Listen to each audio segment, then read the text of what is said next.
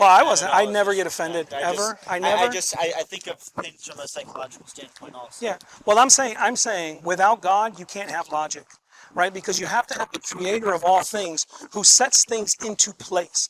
So we have the laws of logic, the laws of the gravity, the laws of nature, the laws of mathematics. If we don't have these laws, we can't do life. So even scientifically, without laws, we can't do science, biology, and all these things, right? We can't study these things.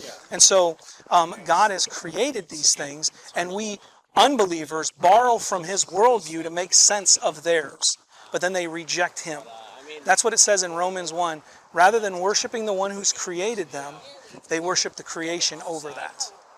And so instead of giving him glory, they glorify creation.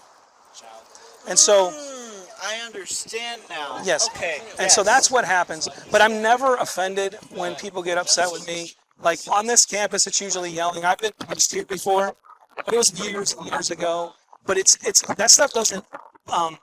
It's hurtful when you see people that need Jesus, because that's why we're here ultimately. Not so much only for abortion, but because we care about people's souls. We want them to know Jesus Christ.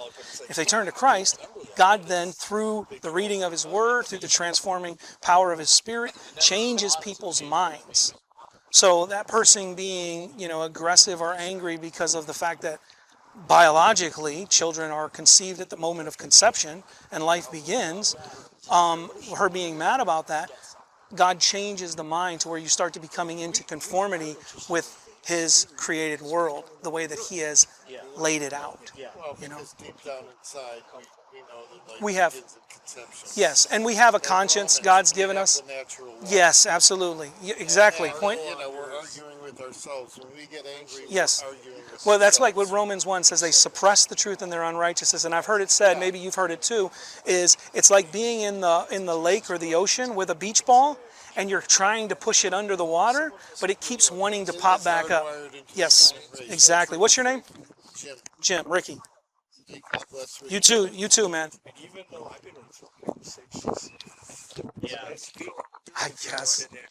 I guess.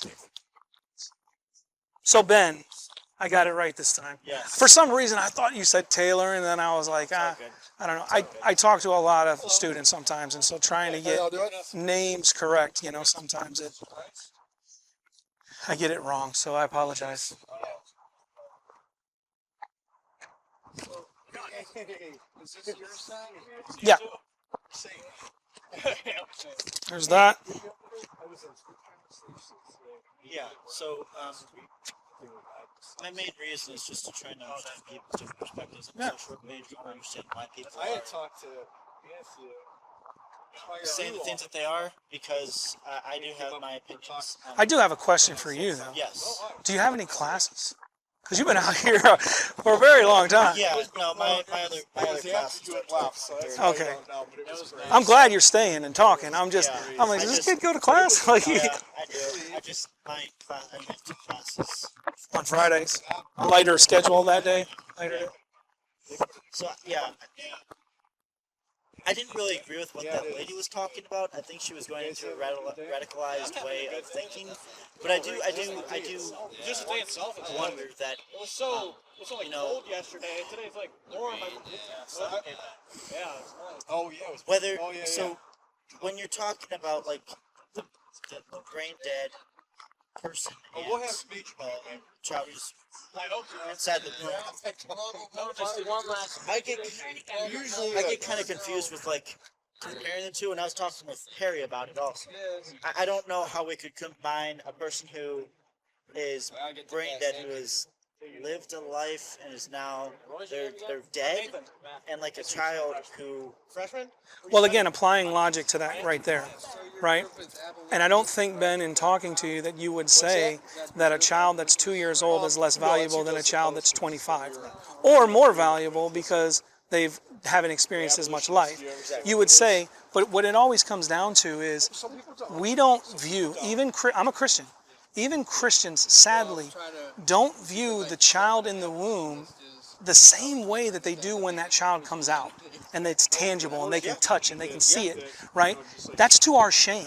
Because if God creates life the way that he has set it up to be created, then that life is valuable from the womb. He even talks about Jeremiah. He said, I formed you in your mother's womb. I called you while you was in the womb to be an appointed prophet for me. He says about David, I knit you together in your mother's womb. So God is doing a work. Even Jesus came into this life in the womb. And so at a couple months in the womb, his cousin, John the Baptist, about 6 months was in the womb, leaped for joy in his mother Elizabeth's womb when Mary was present in front of him. They're leaping for joy at the presence of being in the presence of God who was in his mother's womb, right? And so those things show us how valuable life is. And so to argue against it is really to argue against God and how he has designed and created life to be. Okay. You Yeah, know? that makes sense. Yeah. Yeah. But back to that logical thing is we wouldn't say that 2-year-old is less valuable because they have not had as much lived experience. But that's what you're saying when you say the child in the womb hasn't felt these things, hasn't experienced these things yet, therefore their life is less valuable. But if you take that to its logical conclusion, then you'd have to say, well, then we could, if we're going to choose between the 25-year-old and the 2-year-old, let's let the 25-year-old live because he's had more life experience. We'd say no. Oh, okay, that makes Get more it? sense. Okay. Yes, that makes more sense.